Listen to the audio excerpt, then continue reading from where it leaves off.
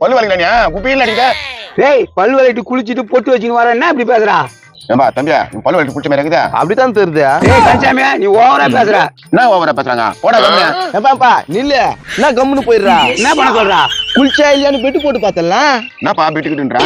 ஆமா அவர் மேல சொமாவ பை சொல்றியா பாவம். கச்சா சொன்ன தம்பி 100 ரூபாய் பஞ்சம் வர சொல்ல அவன. டேய் நீ என்னடா இந்த பர்றா நான் வச்சுட்டா நீ வைடா பாப்போம்.